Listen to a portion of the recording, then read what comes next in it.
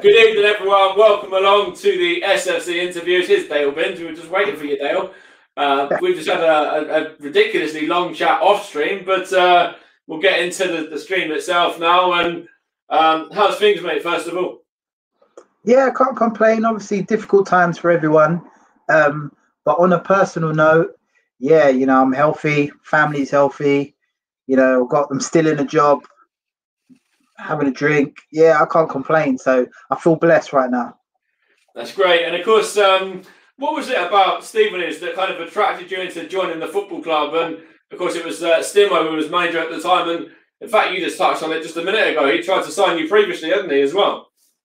Yeah, like Stevenage has always been a club that stayed in the mind. I think under 18s, I was playing Alloy Counties for Hendon, and we played against Stevenage in a final. And I think that's when Stevenage had like the academy and stuff, and it was a really good team. And I'll never forget then. I was like playing at that stadium, and I was like, wow, yeah, I want to play here again at some stage. Never thought it would happen. Playing at Cambridge City, doing really well. And then Stimo was the manager at Grays at the time, and he came in for me. So funny enough, I got a phone call in a week one day, and it was just like, oh yeah, I'm just interested if you want to sign for Exeter City. And I was like, huh? Exeter City? I was like, well, yeah, it's the league above. Yeah, let's go for it. And then it flipped out that it was actually Stevenage manager, or at the time, yeah, it was Stevenage manager Mark Stimo. He was just trying to test the waters to see if I was interested in moving to another club. So at that point, I got on the phone literally on the Thursday, and it was like, yeah, okay, what's your number? Da, da, da, da. What number do you want in the back of your shirt? So by Friday, we was almost thinking it was going through. So I was getting well excited. I was told work, saying literally, I'm going to go play full time, etc. Yeah. And then come the Friday evening, it kind of stumbled, and it was just like, oh, what's going on here? So I went to football on a Saturday, starts, and then basically the two chairmen couldn't make a deal. Da, da, da, da. End the season, carried on playing, and then Stimo gets the Stevenage job. So I'm like, yeah, come on, let's go. And then he phones me and he says he wants me to come in. Jumped at it, great club. And it's just crazy how things work, because 6 months before I could have been signed a 2-year deal at Graves and didn't work out, and then signed for Stevenage. So, and of course, that was, as you said yourself just there as well, that was your first step into professional football, sort of full-time football, wasn't it, as well, from part-time? So, what was it, the kind of, the kind of change as well, that kind of change factor of it? What was it about that kind of wanted, took your fancy a bit as well, and you kind of wanted to move more into full-time football rather than playing sort of part-time level? Yeah, well, as a youngster, I was at Tottenham, so seeing other players that I've played with and they've gone on and they were getting their YTSs and getting their pro contracts, and then I'm stuck in non-league football, it was just like a dream come true. So, and, with the facilities that Stevenage had and the players that they had, I was just like, whoa, this is my little chance, I almost saw it as my final chances to like kicking on and, seeing as far as I can go. And it was, it was a great achievement. It was a great opportunity, and I thoroughly enjoyed it. But to be honest, a lot of people thought, and I don't honestly say it myself, at that stage, as a semi-pro player that's training 2 or 3 times a week, you think it's easy as a professional that's going into training every day and then playing football. You think it's easy, but what you don't see is the other side of it, where the hard work, the stress and pain it puts on your body, how you have to recover, the nutrition side. So all of this was a big, huge learning curve for me. So, but yeah, I thoroughly enjoyed it. And of course, your cousin's a big Stevenage fan as well, Dean. So did you have any conversations with Dean? Did Dean kind of influence you to move at all, or did you kind of just stick away from that? You know what? From young, he's always said, "Oh, you need to come play for Stevenage, come play for Stevenage." And I'm like, "Well, it's not as easy as that, Someone has to want me to come there and stuff like that." So when the opportunity arose, I knew he'd be happy. Sister Laura at the time was living in Stevenage, so yeah, it was just great for the family as well. So, it felt good. It felt good. It was the right choice, definitely. And you made your debut for the club against Northwich Victoria as well, coming off the bench that day. And You know, when did you know that you'd be involved in that squad? Was it something that you knew pretty much straight away, or you know, when did sort of Stimo tell you? And you know, was it the day before, a couple of days before? What was it? Do you know, if I'm totally honest, I don't even fully remember that game because I just remember pre-season and then playing the pre-season matches and everything going really well. I was enjoying it. I was buzzing, setting up goals, playing against Crystal Palace, QPR, whoever else it was. And then I got injured. So then my whole life, you know, season just went on hold. And for that most, it was just like, oh my God. And where I realized it was a serious injury, mentally, it did, you know, it just kicked me for 6. So it was hard to come back from that. And then slowly I started to come back. And even when I made my debut in that game, I wasn't fully 100% fit. So it was difficult. So even though I was hugely like proud and, you know, to come on and play and whatever, but yeah, it just still wasn't the way I would like my debut to have been. So yeah, it was kind of mixed emotions. All right, fair enough. And then we were touching just beforehand as well about some of the players that you played alongside, and there were some really great players in there, the likes of Ronnie Henry, who was the captain, Steve Morrison, George Boyd, you know, Bradley Johnson, Adam Miller. You know, the list was endless. Mitchell Cole as well, Craig Dobson. Huge characters. I could just be reading names off all evening there, to be honest. Yeah. Nah, it was good. Training sessions were fun. You know, there was a lot of banter in the changing rooms. You needed to be a strong character in there. But yeah, like some really nice guys, you know, Millsy, Dobbo. Like Dobbo came with me. So where I got signed from Cambridge, he kind of followed me and then just came in and got a little contract after. So it was quite nice that I had him with me. But yeah, you know, it was really, really, really good changing room. Boydie, yeah, you know, the White Pele, unbelievable skills. It was crazy. Really, really good. And, you know, as a squad, even though a lot of players came in and came out, you know, I just think towards the end of the season, we really gelled and played some really good football. And it was, you know, it was no coincidence that we went on to achieve such great things in winning the trophy. Absolutely. And, you know, what was Ronnie like as a captain as well? You know, was he a very, you know, valuable leader to that group? Do you know, me and Ronnie go way back because we were both at Tottenham together. So I was at Tottenham until I was about schoolboy. So I think he was a year younger than me. And his uncle, Ronnie Henry, used to coach me at Redbourne. So yeah, even though me and Ronnie never used to speak back then, we knew each other from a long time. So when I came in, it was like, oh, Ronnie, you're here. And it was just like, yeah, you know, rekindling the banter from previous years. But yeah, he was a good guy, strong guy, you know, honest guy, really good footballer, underrated really, because back then, you know, he was a centre half who was almost playing right back. But yeah, really good. And in the changing room, he was amazing as well. So yeah, I got a lot of time for him. I haven't really bumped into him, but yeah, we had a lot of good times, a lot of good banter. And of course, Ronnie is still involved at the club as well. He is coaching the under-18s now, the academy, and that's going to be huge for the youngsters to have somebody of Ron's experience. You know, he's gone on, he's the record appearance holder for the club. He's gone on and achieved promotions. He's captained the side. Yeah, that's a massive name to have around for the younger players now, isn't it, at the club? Yeah. He's done really well. Don't know how he's nicked that job, by the way, but yeah, no. In terms of with the youngsters, he'll be amazing. You know, he's been there and done it, and he's a strong character as well. So I know he'll be open and honest with a lot of them. And you know, a lot of the kids at that age, you think you're the best thing, or you think you know everything. So yeah, it'll be no surprise to see a lot of the youngsters coming through and playing first team football. So yeah. Well, fair play to him and good luck to all of the under-18s out there. And we just spoke about it as well just a little while ago when we were off stream about some of the guys that have come through, and there's 3 of them that have signed their first professional contracts today. Timmy Smith, the goalkeeper, Sam Dreyer is a centre-back, and yes, it is the son of John as well, if you remember John Tumble. And there's also the other one that come through was Alfie Williams, and he was on the bench for the game of the week. Last night, I think it was, or 2 nights ago. He was on the bench for that game, and there's other guys that have come through, the likes of Jack Smith as well. So that's you touched on George Boyd there, but it's great to see these younger players given an opportunity for the football club, isn't it? Yeah, it's great. It's good to see that the youth setup is working, and there's a progression for those players to come in. Other players that potentially get released from bigger clubs, the Tottenhams, the Watfords, and stuff like that. They're going to then look at the Stevenage and think, actually, you know what?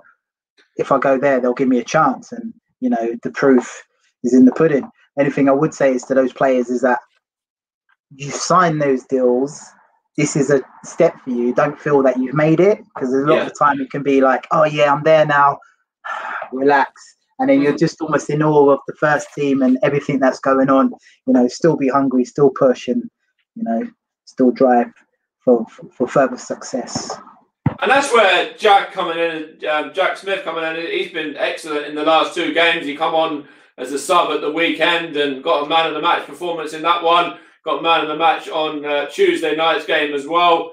So guys like Jack are really coming through and challenging the experienced heads as well, because there's quite a few experienced players at the club as well at the moment who he's able to learn off. The likes of Scott Cuthbert, who's captain, and other guys sort of around the camp as well. Even Alex Ravel as well has played for the club and played higher in the game himself.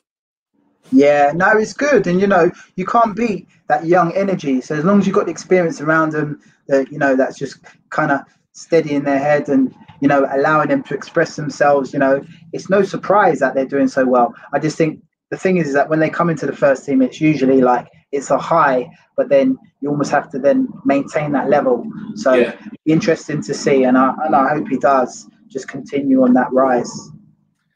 All right, so let's have a look what we got to cover next. What would you say you kind of learned yourself off of those experienced pros as well? Because of course there was plenty in that squad. There was Ronnie, but even going to other players in there that have had a real great footballing career and have kind of stepped down. The likes of Steve Guppy, for example, was a name that we mentioned earlier.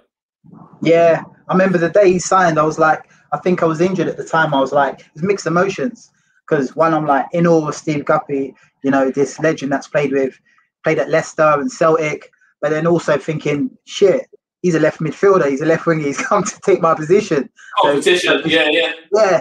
But to have those sort of players around, I learned a lot from them.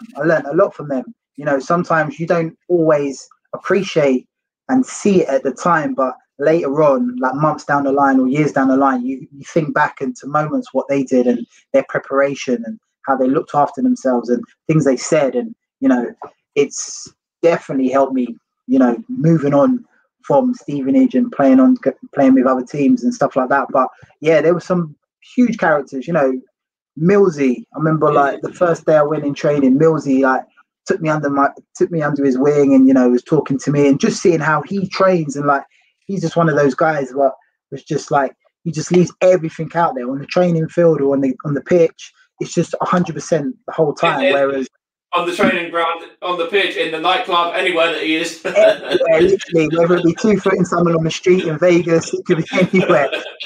He's leaving. He's 100% committed, and that was one of the things that I had to quickly learn because when you're around such a big squad, you have to fight for your position. So if you're not in the starting 11, how else are you going to get in the starting 11? You're going to have to train hard.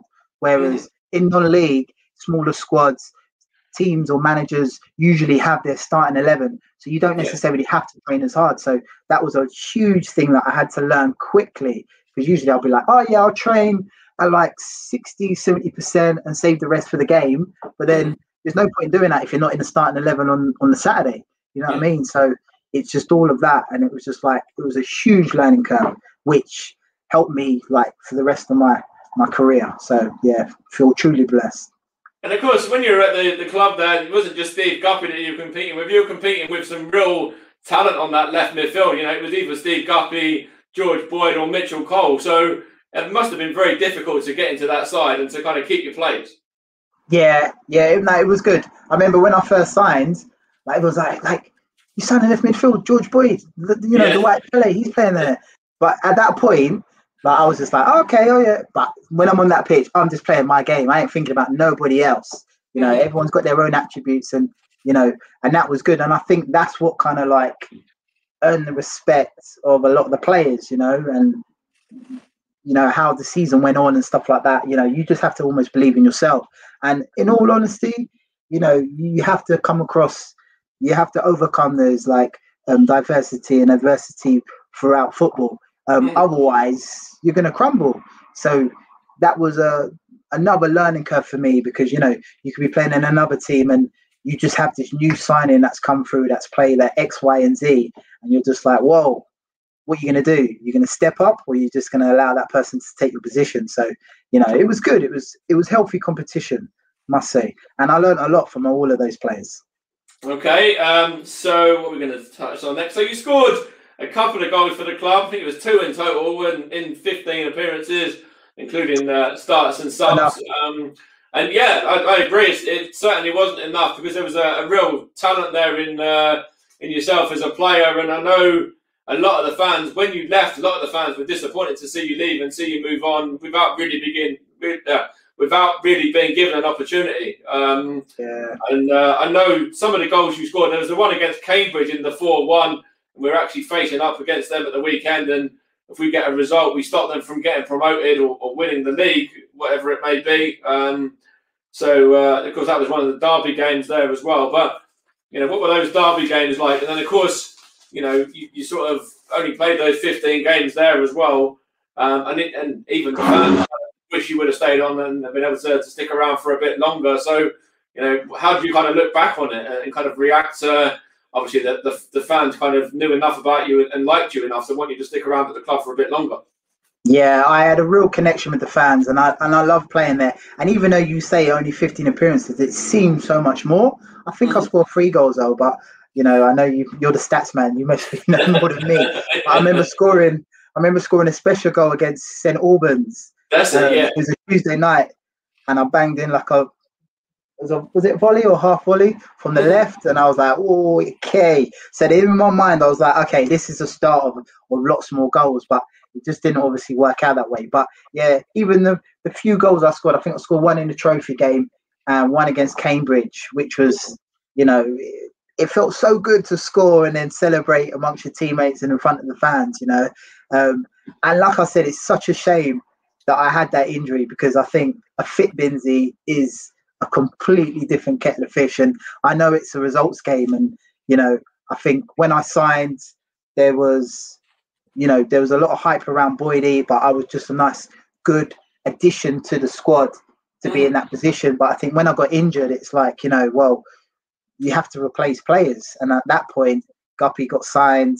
You know, I came back from injury. I wasn't fully 100%. And then Mitchell Cole got signed. So that's just how things work. But if it worked differently, then it might have been different. I would have loved to have been given another opportunity the second season, because a fresh Bins after a good pre-season is a completely different kettle of fish to someone that's had an injury midway through season and is struggling to find his form. But, you know, things happen. I wasn't bitter, you know, left on a high with the FA Trophy win, made some lifelong friends, and yeah, went on to other things.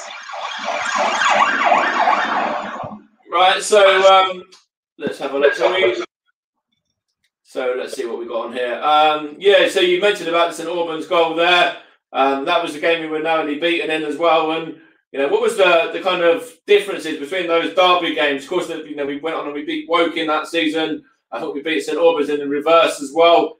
Those derby games were a little bit special, weren't they? A little bit extra special, and a little bit more than just your average game. Yeah. Yeah, I always loved the games like under the lights, especially a Tuesday night, under the lights, derby game. You could just, the grass, you know, it was just a little bit damp, and, you know, the fans were buzzing. It was immense. It was immense. So those games, I don't know how we lost that game, by the way, and that was a very good St Albans team. But yeah, some great games. The Woking games was unreal as well. I didn't quite understand the rivalry between Stevenage and Woking until we played Woking, and it's just like, whoa, the noise from the crowd was just unreal, you know. And then you actually felt that actually, you know, it's not just any old game, you know. A lot depends, a lot rides on these games. So the emotions when you win those games is just unreal. I'm trying to think what game it was. The Woking game that you played in, was it? It was away from home, wasn't it? Away, yeah. The one at home, was it the same season at home when Dobbo scored the last minute winner? Dobbo, yeah, that's right. Yeah. Yeah, Dobberdino, yeah, scored the winner, which is crazy. And the good thing with Dobbo, like, because me and him played together at Cambridge, anytime he had success on the pitch, or I felt like I had success because we were just like that. But it was really good, really special, and I was always happy for him to do well. So yeah, him getting a last minute winner felt like it was me. So yeah, okay, that's great as well. Of course, Dobbo was I spoke to him not too long ago, just the other week. A real nice guy, a real top player as well, and that is one of the days that really stood out because obviously it's a last minute goal against your bitter rival, so something that stays with the fans for forever, really. And of course, the trophy, we'll touch on the FA trophy as well now, because that certainly stays with the fans forever as well. The first ever side to win a competitive trophy at the new Wembley Stadium, and we did it the hard way, didn't we? Yeah, what a game. I just remember that the build up to the week was unreal. And I think the boys went down to the stadium, I think it was on the Thursday or the Friday, and it was like, wow, like we've just entered the new Wembley Stadium. We're going to be the first team that's playing at the new Wembley Stadium. And I think at that point, you don't really quite realise how many fans are going to be there or anything like that. You just know that, you've got all your friends and family come in, and you hear everyone else's come in and stuff. And I think on the morning, we trained on the Friday, and you kind of had a sense of who was going to be in the squad and who was not going to be in the squad. We stayed overnight at a hotel, and then we went there on the Saturday, and it was just unreal. It was just like the buzz going into the stadium, and then when you came out and you just saw the fans in the crowd, it was just unreal. And then I just think it was one of those where the occasion almost got to everyone, where it was just like, wow, it's a final,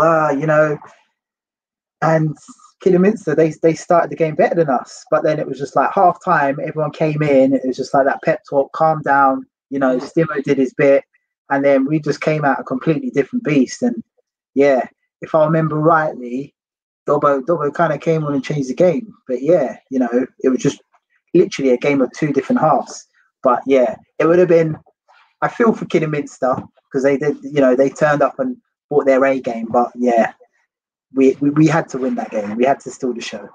Absolutely. And of course, we did it, the last 2 minutes from time, wasn't it, as well, with Steve's goal, 88 minutes. And it was a great comeback because Dobbo, Mitch getting a goal as well.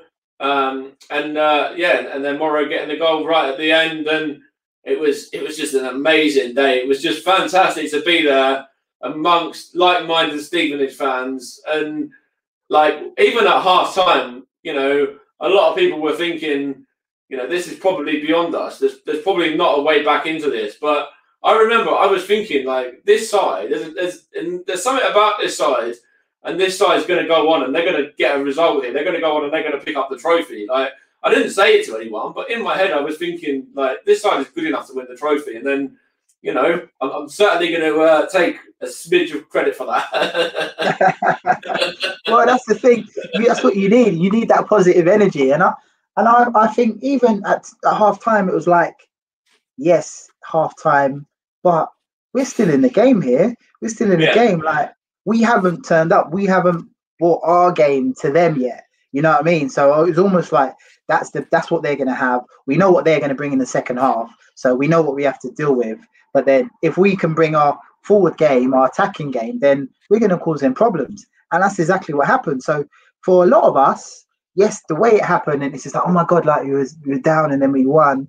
But for a lot of us, it's like, well, yeah, that's what we're capable of doing, and we had the players, we had the ammunition. Like, you look to the bench and you look to the players on the pitch, and you're just like, whoa, like there is players, there is game changers there, let alone the ones that didn't even make the squad. You know what I mean? But it was immense, and it was a great achievement for everyone.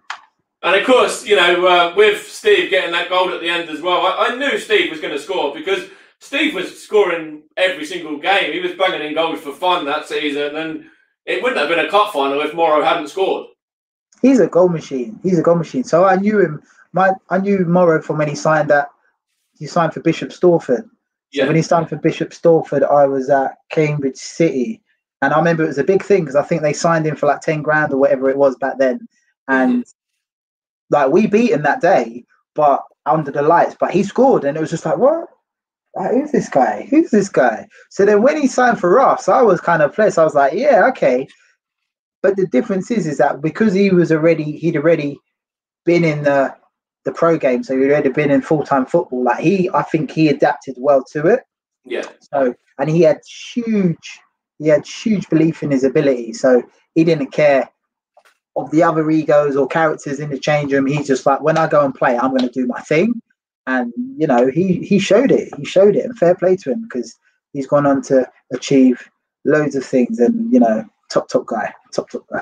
And people, I know a lot of Stevenage fans used to not like be, you know, obviously Steve, he was kind of quite a focused player, wasn't he? He kind of liked to just go in, focus on the game, do what he's got to do, and then come out.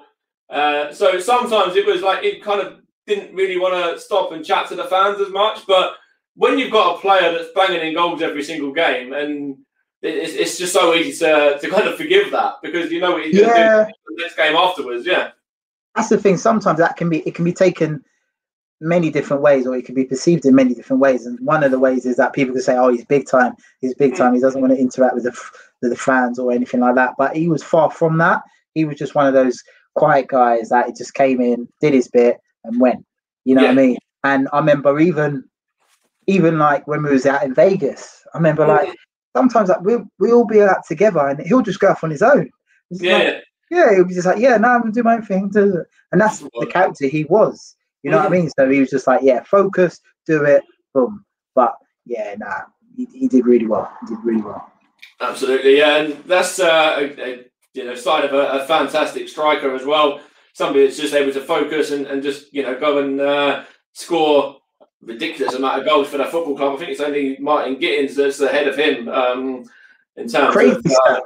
Yeah. And I think it's not being intimidated by what's there, knowing your own worth and believing in your own worth. Because sometimes it's like you can come into a change room, and I'll tell you, that change room was intimidating. You had like Ronnie Henry, you had Millsy, you got Steve Guppy, and there was loads of different personalities there, whether it be young, middle, or old. And to come in that change room and then be like, you know what, I'm still going to be me. I'm still going to do my thing. It just shows what mental strength he had, and fair play to him. He proved everyone. Absolutely, and then he went on. He got a good move as well, didn't he, to Millwall, where he was successful there as well. And I think his last game for the club, I think he scored in the other trophy final, the 2-0 over York as well. And then he come out and he said, "This is my last game for the club now." And then he's gone on and he moved up to Millwall and he did well. He went and played for Wales and all sorts, didn't he? He played in the Premier League for. Unbelievable. Who did he play for in the Premier? He certainly did play in the Premier. Anyway, Yeah. Like he was always a goal scorer, so goal scorers always get moves. And when he got a move, I thought, is that his level? Is he going to get found out? And he's just kicked on. He's kicked on. And then he played international football for Wales, which is unreal. Fair play to him. He's done that. And then it was just like that's it. And then he had a hell of a career. Yeah, it was Norwich that I was thinking in the Premier League, and obviously he played at Leeds. He played some big. He played clubs. At Leeds, yeah.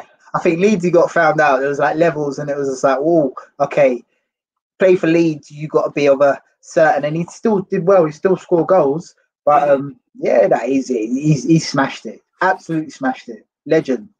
And of course, George Boyd went on and he played for Scotland as well, didn't he? So those two guys are, two fantastic players. I remember there was a 7-0 game in the trophy against Merthyr Tydfil, I believe. I think George Boyd got 4 goals that day. And I think he got 3 goals that day, 3 or 4 goals that day. Yeah. And it turned out that was his final game for the club.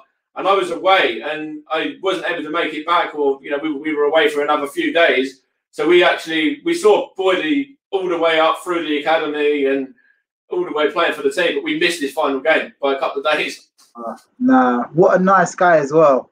Yeah. What a nice guy. Like, I've lost contact with him, but an amazing guy. Really, really humble, hard worker, skillful. He was one of those players. Like, if he was in that change room that season, beginning of the season, at any point of that season, you'd look around, you say, who's going to go on to better things? It was George Boyd. You knew what he was able to achieve. You knew like his capabilities, you know what I mean? So there was no shock to anybody that he went on and played in the Prem, you know, and he's had a successful career, international career for Scotland. You know, that was just inevitable, you know. But what a player, and humble guy as well. So yeah. And he's still playing. He's playing he's playing at Salford. He actually played against Stevenage about 3 or 4 games ago. He come off the bench and has he still got all his hair, or is he bald and still got a ponytail? No, the ponytail was when he was about 16, wasn't it? I think. Oh, has he cut it off now? Okay. But you certainly will still recognise it as Boydie. But he come on and he was played against Stevenage 3 or 4 games ago for Salford, and of course, you know, they're owned by all the old elite sort of Manchester United guys, aren't they? So he's working day to day with the likes of your Gary Neville, you know, your Nicky Butt, your Phil Neville, your Paul Scholes, etc. Yeah, it doesn't surprise me because his style of play, how he plays, it's not necessarily all explosive stuff. It's stop-start skills, you know, very technical player. So he's one of those players that could play on at a high level if he wants to until he's 40. You know what I mean? So it's no surprise for me, really. But yeah, fair play to him, and I wish him all the luck and success with the Neville brothers. And of course, it was when Ronnie had his testimonial, George come down for that. And he was, you know, Steve had a chat with him, Steve Watkins, and it was all of the talk was really, you know, George, are you going to come back and you're going to finish your career at Stevenage? And that would be a story, wouldn't it? I think he would actually genuinely like to do that as well. So I think if it's always about timing, isn't it? And I think if the timing was right and there was the right manager there at the time, I think he would love to do that.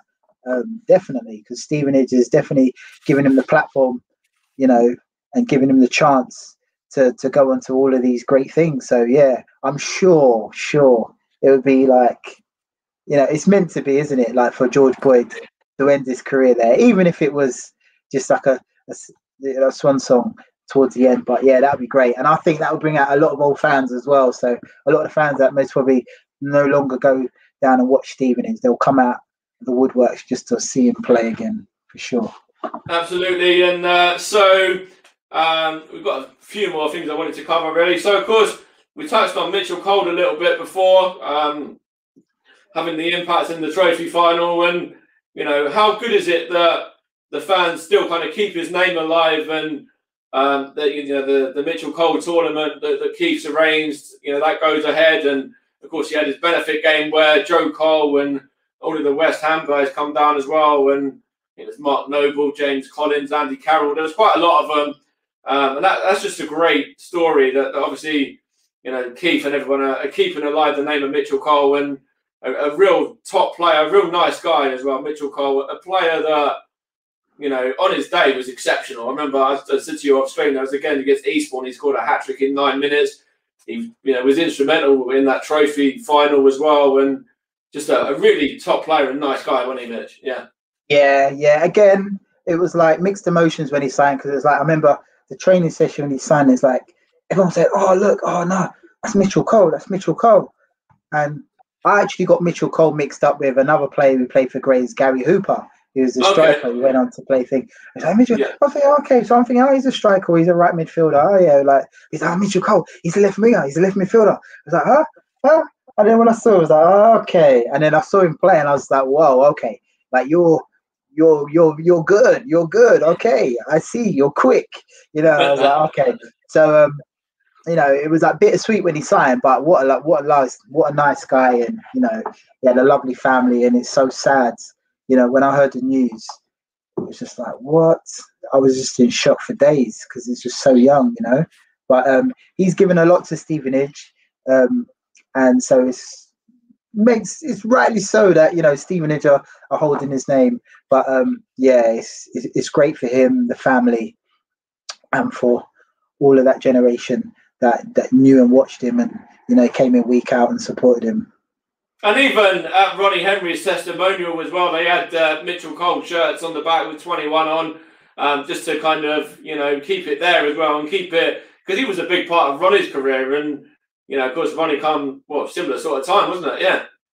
Yeah, exactly. That's the thing. When you think of I was only there a season, but when you think of that season and seasons beyond that, he is a big part of that. So it was no surprise to see all of the tributes for Ronnie's testimonial. Because it's an achievement, but at the same time, it's to remember all of those years, and he was a big part of that. And unfortunately, he wasn't there to celebrate that as well. So huge honour and a really nice touch from Ronnie Henry. So yeah, 100%. And of course, I think the fans, if I remember rightly, all stood up on 21 minutes and applauded as well. And I'm pretty sure that was actually led by Graham Wesley. So it was a nice touch there from the former manager as well.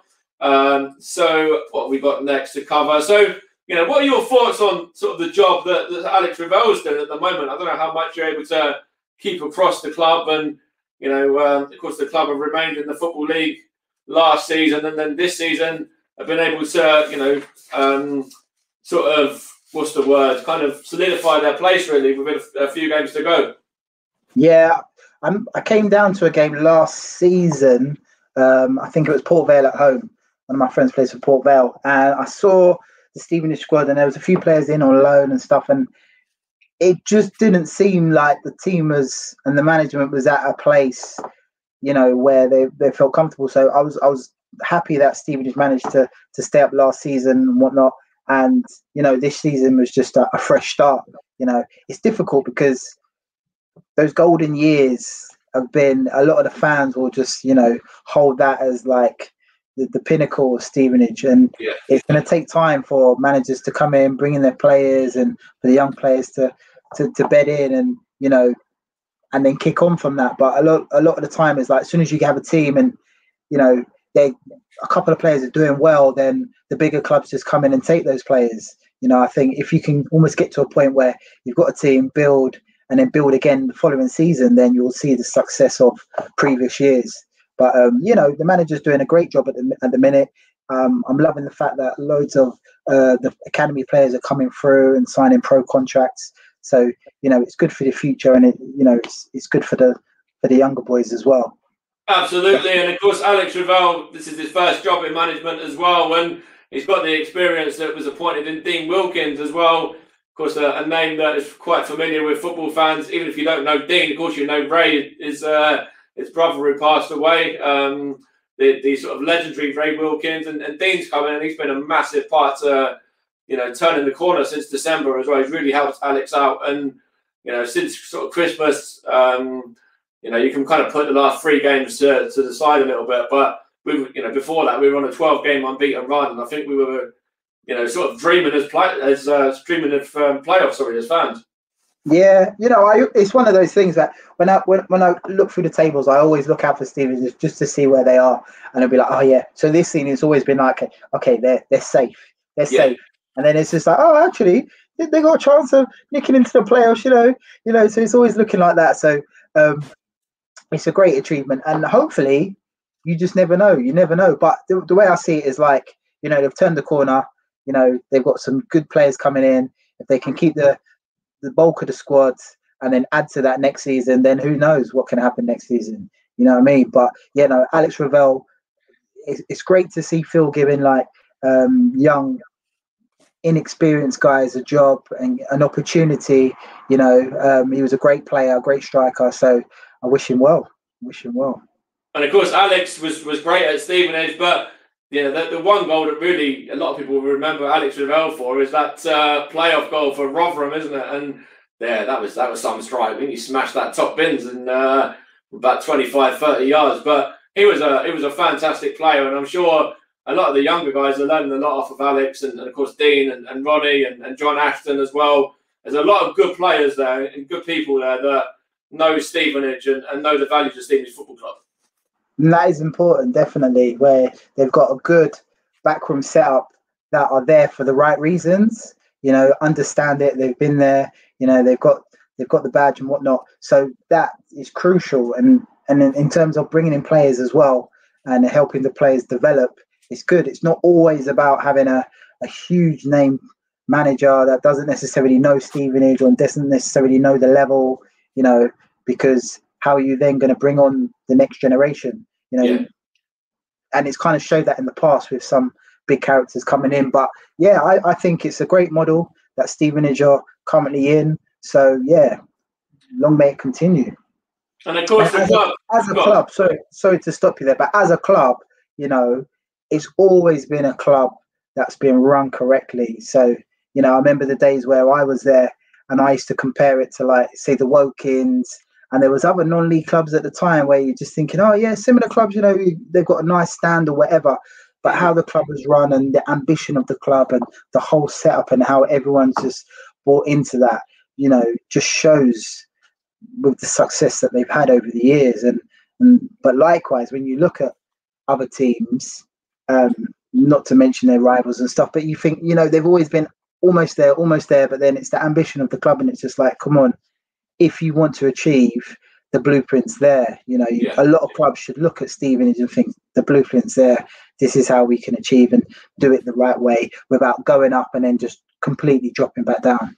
And we said about it just beforehand as well with obviously Phil Wallace, and the fact that Phil has got the best interest of Stevenage Football Club at heart, and he always has sort of had that as well. And that's great that, you know, to have somebody in this day and age, especially this week as well, in particular, that the fans can relate to, and that they know, you know, has the interest of the club at heart, and, you know, just wants the club to thrive and succeed. Of course, some of these bigger clubs earlier this week have shown that, you know, they possibly might be a little bit out of touch from that.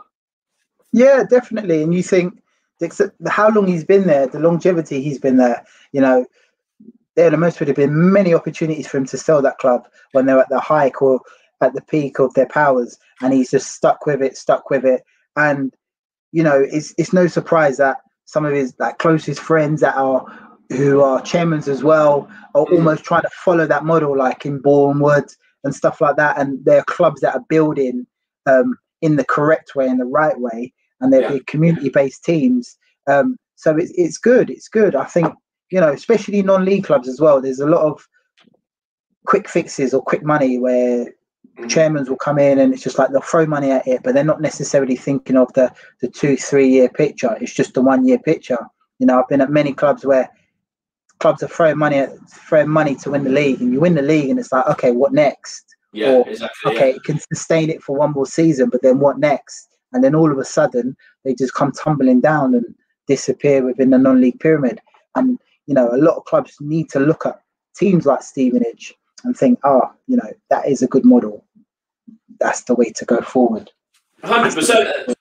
Yeah, 100%. And even if you look at the stuff that's been done with the community as well throughout the COVID pandemic, Stevenage have always been out there in the community anyway. You know, even back when you were playing, they were very actively out in the community. But during this pandemic, they've kind of took it upon themselves as a club to just make sure that, you know, their fans, the supporters, the people of the local area are sort of looked after, and yeah, just kind of make sure that everyone is kind of, you know, got everything they need throughout this rough time. Yeah, it's good. It's like Stevenage is quite unique because it's almost like it's a town within itself, and there's no real other club around, if that kind of makes sense. So, you know, most of the Stevenage fans, unless they've got like other bigger clubs, like say Premier League clubs that they support, they are Stevenage fans. So, and most of those fans will come to those games. So it's only right that the club, you know, in times where the fans can't come and support their team, or, you know, through the pandemic where fans are potentially losing their job, or, you know, could be ill health, that they're giving something back. So it's only right that that's done. But it's so good to hear that a previous club are doing so much for the community.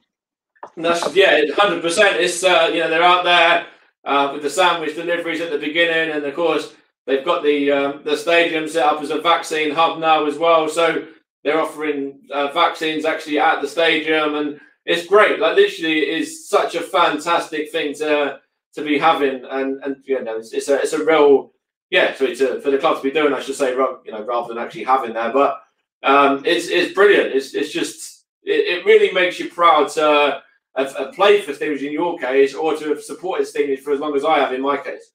Definitely. And the thing is that they've been doing this for years, because I remember when I signed for them, and obviously we was in the conference at the time, so most full-time clubs in the conference then weren't even considered like professional clubs, even though you are almost living a professional life. And I remember, we used to go to the local hospital at Christmas and give out presents, and we did lots of things for charity locally. So it was even from back then, and you think that was a non-league club then.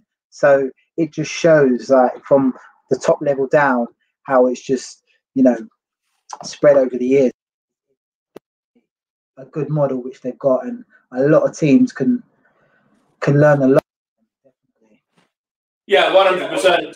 And let's just see what I was going to cover. If there was anything else, there isn't too much else really, to be honest. But of course, there was, we touched on the fans a little bit earlier on. But what were your sort of relationships like with Phil Wallace? Did you have many sort of conversations with the chairman, or was that kind of sort of just left for him and the manager to deal with their own to deal with what they needed to deal with, and the players didn't really interact as much with him?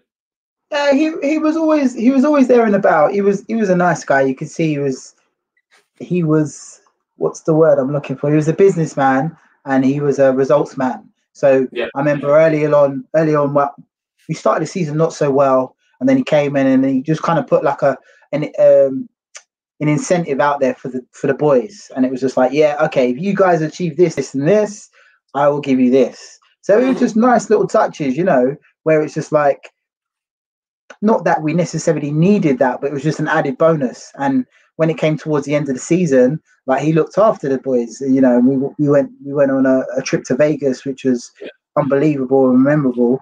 After the treatment we did, winning the FA Trophy. So he was a top chairman. I can't speak highly enough for him. And if he said something, he would always follow it through.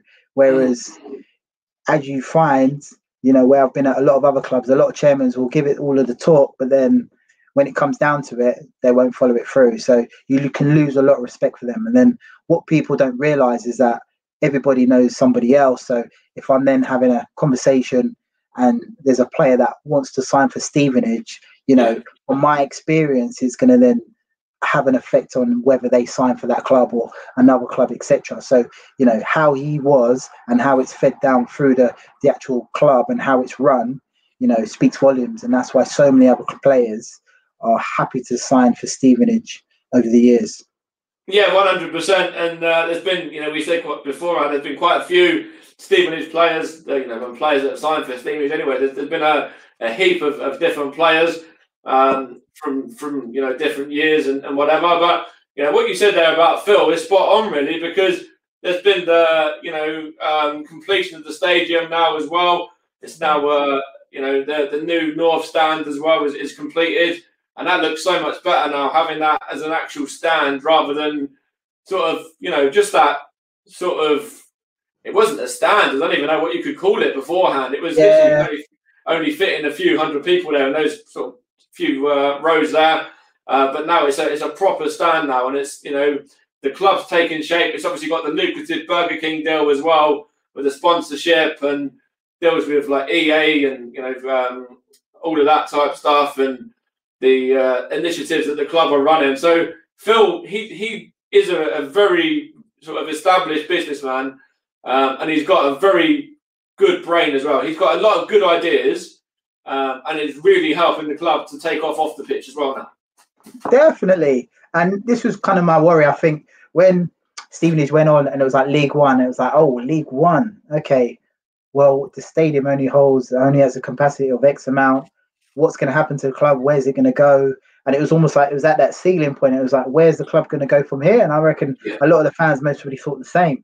And it's like, one of the things would be maybe to move a different stadium, but then where's that money going to come from? Are they going to then remain at that level, etc., etc.? So it was all these questions, and over the years they just kind of faded away. And it was only when I came back last year and I was pleasantly surprised.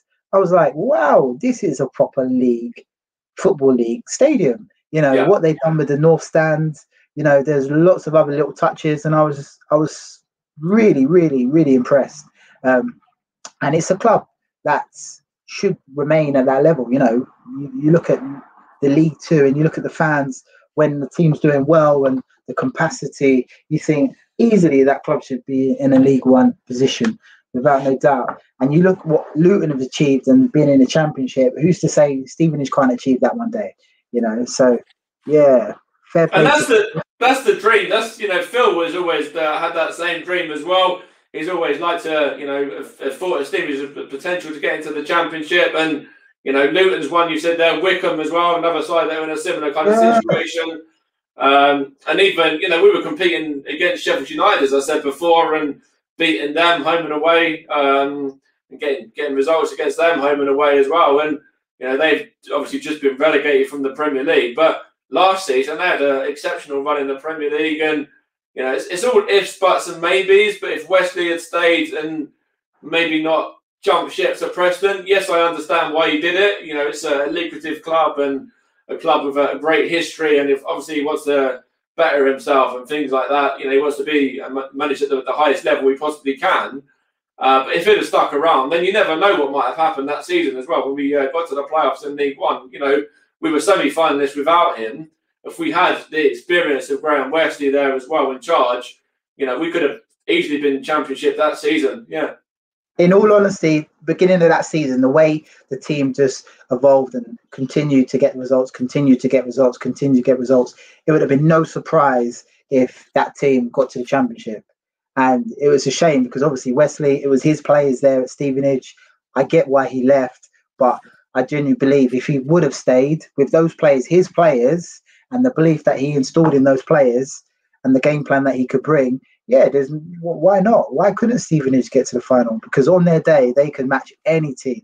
And it's such a shame because that team or that squad, which was built up over a number of years from the early Stimo days then to the Wesley days, that was a solid squad. And it was, yeah. That squads like that don't come around often. So, you know, if another squad like that comes around in the next 10 years, I'll be surprised. But when it does, if you've got the right manager at the helm, that's when you can achieve and you can make it to the Championship. No doubt. You know, you can see it with Luton and the same with Wickham, you know. But yeah, it can definitely happen. Okay, so what are you sort of up to upon leaving football? Were you, leaving the club, I suppose. Are you still involved in football, or you know, you kind of stepped away from football now? Well, when I left Stevenage, I went to Lewis. I dropped down a level. I remember Stimo was saying, "No, do not drop down a level." But at that time, when I joined Stevenage, I had a job within Islington Council. So I had a job, and I took a year out just to see how things went. And obviously the dream was just to, you know, just go on. But obviously with the injury, it kind of set me back and knocked me back mentally. Mm-hmm. Just bought a house with my missus. So I was just like, I had a couple of offers, but they were the more riskier offers without naming names. Yeah. And I had a manager, Steve King at Lewis, who has been on my case for a few months now. And then he was sending me a dream of what they were looking to achieve there. And I was just like, at that point, I just need to get back to enjoying football, playing football. And so I took a step back down, went to Lewis, had an amazing season. We won the league, got promoted, and then things kind of just went on from there. So you could say it started at Stevenage. Yeah. You know, I had success at Cambridge, but yeah, from that moment forward, literally every club I went to, I had some form of success, whether it be promotion, playoff promotion, you know, extended run in the FA Cup. So, you know, it just kind of went on and on and on. I didn't remain at clubs for longer than maybe a season or two seasons, but that was mainly because of ambition, and I just needed that new drive or that new ambition of the club and stuff like that. So I think it got to... I'm 39 now, so around 36. And I was at that point where, you know, everyone's dream was like, okay, let me go back to the team that I started out to just give them something back. So I went back to Hendon. Okay. They were playing on a plastic pitch. Oh, wow. And my body wasn't really feeling the plastic pitch, and it was a very hard pitch. So, yeah, I think I went mid-season, I went away for a wedding, one of my friend's weddings. And then literally on the way back on the plane, I sent him a message and I just said, I'm done. It's like, I've got 2 kids, got a wife. It's now time to give back, you know. Yeah. And I just wasn't enjoying it. So I just thought, it's only right for me to just throw in the towel, which is not my character at all. But I just thought it was the right thing to do at the time. So I literally had the whole season out. And then one of my old managers at Hendon, way back when, got in touch with me. He was like, "Oh yeah, I've got a project down at Chertsey." I was like, no, no, no, no, no, no, no, no, no. And then we had a little get together. We had a reunion game over at Okay. Windsor. Yeah. It was more of a piss up, but we went there, had a little game before, which I did well. I just went out, scored a couple goals, whatever. But then it was Yeah. just like in the bar after, yeah, no, come down. I was like, Dave, not interested. Kind of got into my ear. I heard a few other people involved, and then I thought, you know what? I can still play. Let me just give it one last go. So I went down to Chertsey. It was like combined counties. Without sounding disrespectful, never played at that level before. Yeah. And I was like, okay, yeah, there's a few boys there. So I played the first game, and I remember we was playing at Farnborough. We were playing in Farnborough. Okay. Half time. At that point, I was thinking, at the end of this game, I'm not playing football ever again because it was that bad at half time. Second half come, I think I scored one, set up two, and then it just kind of went on from there. The end of the season, we became champions, and I got to Wembley and we won the FA Vars. So it was just like, whoa, Nice. okay, Yeah, just how football can go. So yeah, beyond that, done. Now it's time to just give back to the family. So my little girl's a little gymnast, and my boy's like a keen footballer. So yeah, I'm doing a bit of coaching with his team, and then yeah, just being that family man, really. And how do you find that, the coaching side of it? Well, see, he's under 8, so it's very difficult because I'm old school. I'm like, run, it's all about fitness and touch and da-da-da-da. And football's completely changed now. And, I'm an old head in the game, and I'm around lots of younger coaches that are like earning their badges and actually studying like FA coaching as a degree. So it's completely different, but I enjoy it. I get a lot out of it. But it is challenging. It's definitely a challenge. So I've got a lot of respect for all my old managers out there because I just think, whoa, if I'm finding it difficult managing under eights, how must it have been to manage like, a whole load of different, players and, expertise and stuff like that. So personalities and stuff. So that must have been a challenge. When I think back to like Stevenage and I think all of the different personalities in the squad, it's no coincidence that Mark Stimmer at the time had no hair, you know what I mean? So because he must have been stressed all the time. But yeah, it's all good. It's all good. And of course, you mentioned in regards to Stimmo there as well. His side have got through to the trophy final again as well. And we said about it before. Stimmo really is a trophy specialist as well. And don't put it beyond him to go and win that. Oh. I know you shouldn't say it, but I almost feel he's done the hard work in beating Notts County. I know a couple of the boys that play for Hornchurch, so I've kind of followed them throughout the season. And I was kind of saying to them early on without, trying to make them feel, when people kind of feed you that kind of information throughout the season, you most of don't even listen to it anyway. But I was just like, if you're going to get any opportunity of winning that competition, you got the right manager because Stimo's got a history of it. You know what I mean? And even though little old Hornchurch compared to like these conference clubs, and they were just like knocking out team after team after team. So now they're in the final, one game at Wembley. Geez, they got a great chance, and they've got some good players there as well. So, in my opinion, I can see them going on and winning it. So it'll be excellent to see Stimo pick up the trophy again. It really will be. I'm not too sure. Who are they playing against? Do you know what? It's funny you said that. Your guess is as good as mine. Because when I saw the semi-final draw, there's only 2 teams I was looking out for: Notts County and Hornchurch, because they were the 2 biggest teams. So I believe the next, it might well be a Conference North team. Right. Or, I believe so. But I'll have to check later. I'll have a little look in a minute and see. But let's see if there's anything else I wanted to cover really in regards to your time at Stevenage or anything else. So let's see. But looking back at that squad that we had, unreal. Like looking, like Alan Julian, Jules, we came across our paths crossed not so long ago when we was at Sutton United.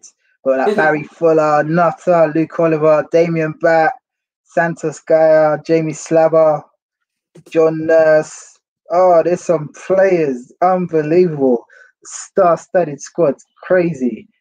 Daryl McMahon, Maka, and there's a lot of players there that didn't necessarily, me included, actually show the Stevenage fans their best football, you know, for whatever reason or not. But then they have beyond that kind of gone on and, you know, done good things. But yeah, there's some great players there.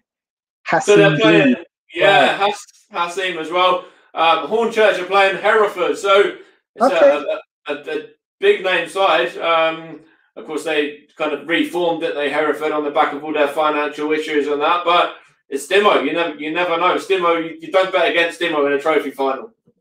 For me, Hornchurch are the favourites there. Hereford have done very well. I know the manager very well. He coached me for a little while, and he's got a great team down there. But yeah, Hornchurch, especially with the swagger that they're going to bring, you know, I don't know if Hereford are going to be able to cope with that. And even though Hornchurch are playing in the Ryman Prem or equivalent now, they still got a lot of experienced players that have played at a high level. So yeah, it'll be no surprise if they go on and win it. And I'll be definitely rooting for Hornchurch. Yeah, absolutely. Same here as well. I want to see Simo lift that trophy again. So let's have a look here now. Of course, we touched on before off stream that you're an Arsenal fan as well. So who were your own personal role models and inspirations growing up? Wow, that's a good one. John Barnes was the first player. I'm an Arsenal fan as well, but I'll let you into a little secret. And I know my cousin Dean is never going to hold this down. But Dean's watching as well. Dean I don't know if he's still watching, but he has been watching. Yeah. I used to be a Liverpool fan. So as a child, I was a Liverpool fan. And I think it got to a stage where I was about 11, and then I switched to Arsenal. I think it kind of coincided when Ian Wright signed for Arsenal. Maybe when Arsenal beat Liverpool, 89. Maybe I was 9. Big Thomas, yeah. Yeah, it could have been around that time. And then I've never looked back. It was Arsenal. So, yeah, growing up, John Barnes has always been that figurehead. But then beyond that, you know, Ian Wright, Dennis Bergkamp, you know, like all of these great players. But, yeah, I've always been a winger. So I've always been attracted to the wide players and the creative players. So Mark Overmars is like one of my, even though he left Arsenal almost prematurely, but he's one of my favourite all-time Arsenal wingers because he's just direct, but great player. Obviously, I loved it as an Arsenal follower myself as well. I loved Overmars, I loved Pires, I loved Lundberg. Who else was there that played sort of that position over the years? Yeah, Will Todd, all those players. Yeah. But Ray Parlour, Ray Parlour, like all of those players bring something different. But Overmars, because he was so direct, and I kind of like, you know, mirrored my game on his. He was just one of those guys. I remember it's actually before Stevenage. Actually, I had a trial game for Luton at Emirates. Okay. So this guy that he was like sorting out games for me, he says, "Oh yeah, you got a trial game. Can you play? I was like, "Yeah." It's against Arsenal. I was like, "Huh?" He said, "Yeah, it's at the training ground." I was like, "What?" I'm like, "How are you going to give me a trial game against Arsenal? Like what do you expect me to do?" I remember going, and I was like, "Oh my god!" I got into the training pitch, and it was just like amazing. And then Will Todd's playing on the right. You had Keown playing at the back. You had Tanner up front. You had Ray Parlour. I'm like, these guys are like running in, doing all kinds of like runs and stuff. And back then it was just like rigid 4-4-2. So I was just like, what the hell? But I was just like, yeah, great. And to see Arsene Wenger on the side. So yeah, it was just like, at that time I realized actually there's levels. Like, yes, I'm good. I think I'm good, but there is levels. And these guys are on a completely different level. But those guys, that era for Arsenal was unreal. If we can ever get back to anything similar to that, you know, within my lifetime, I'll be happy. But yeah, I can't see it with the current ownership and the model of Arsenal at the minute. It's a shame, really. And you said there about some of the players that, you know, you were inspired by, and some of your role models as well. Was there anyone sort of out of football as well, like your, you know, family members and things like that?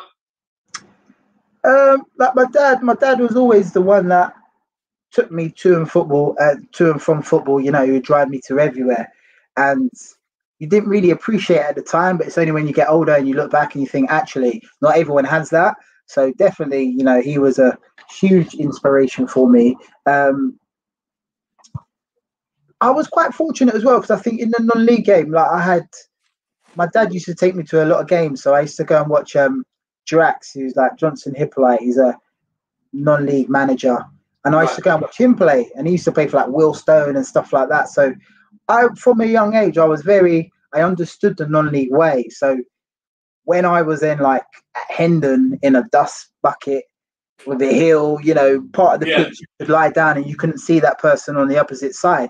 That was all normal to me. Whereas a lot of players that had dropped down through the leagues, and when they came to like a team like Hendon, they're like, what is this? Like, what are these facilities? Or how am I meant to play my football on this pitch? Whereas, because that was kind of like, I was used to that from going to watch all of these games from young, it definitely played a part in my success as a non-league player. So, I do look at not so much the greater names of the world as like role models, but it was just people kind of closer to me and local to me as well. Okay, and then we've got a question here from Russ in the chat as well. He put in, would you ever consider becoming a pundit or sort of doing any journalism or media, sort of that side of it? Boy, you guys will be the judge of that, but I'm so nervous, like even doing something like this. Crazy. I'll do a team meeting at work on Zoom, and I'm fine because I can just blag it. But when people are just firing questions and stuff, I'm just like, nah, I'm not. I don't feel natural in front of a camera. I think if it was like a group discussion, then yes. But 1-on-1 or 2-on-2. But then I do look at some of those characters on TV and think, I could do that. I see me. But you need to, it's not as easy as you think, because you need to know your stuff and you need to do your research. It's easy for like a support to be on the side to be like, oh yeah, you can do that. I can do that. Yeah, I know. Yeah, it's so easy. Yeah. I pride myself thinking I know my football knowledge, but there's levels, and it's just like, you caught me off guard, like when you said, "Oh, who are Hornchurch playing in the FA Trophy final?" And I'm like, you know what I mean? So there's a prime example. And if you're live on TV or doing a podcast, you can look a bit stupid. Nah, it's all good, mate. So let's see if there was anything else I wanted to ask. There probably wasn't too much else, really, to be honest. But what I will say is, how important is the sort of mental health and the equality side of the game at the moment as well, in both the men and the women's game as well, and kind of keeping them on the same level? Do you know what? Now is made it even bigger and more, it's more aware. There's more awareness now than ever, but it's always been a huge part.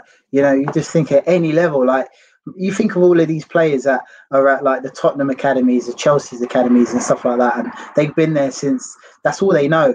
And then they get that first rejection, whether it be 12, 13, 14, 15 or 16, 17 or 18, and then they get that rejection. There's nothing in football to prepare these girls for that rejection. And it's no coincidence that so many footballers drop off. Like if you look at the stats on how many footballers that have been given a pro that have then dropped off or just faded away by the age of 23, it's no coincidence. You know what I mean? There needs to be more. And I just think, yes, we are now getting to a stage in life where mental health is just as important as physical health. Mm-hmm. But at the same time, we still need to do so much more, especially in this country. The FA are doing an amazing job. Racism's high on the agenda right now, which is good. But there's so much more that needs to be done, whether it be financial aspect. You got players that lived in a council house, never had anything in their life, and then all of a sudden, boom, they're giving $5,000 a week, and then they get $10,000 a week, and then they're $50,000 a week. And what I will say is just one thing that I wanted to kind of mention in there as well. You probably saw it when Schalke got relegated the other day. Of course, Kolasinac and Mustafi are there on loan, I think, or one of them's on loan, one of them's permanent. And you see that the fans there are chasing them around the stadium. Like, that's madness. Like, no one should be fearing for their own life when they're a football player and when they literally go out there and all they're doing is giving their all. Yeah, I can't comment too much because I don't really know about just knowing how Mustafi plays and stuff. I'm not saying it makes it acceptable, but have they given their all? Do the fans feel that they've given their all? I think if a club gets relegated, it could be the saddest moment of their career. But if you feel all of the players and everyone is in it for the right reasons, and that club for the right reasons, giving it all, the fans aren't going to do that. But I don't know. It's not right. The players should always feel respected and feel safe. So I'm not saying that that's acceptable, but I do question if motives of some players and what they're bringing to that club. Likewise with Arsenal, I look at some of the players there now and I just think, are you there for the right reasons? Are you giving your all?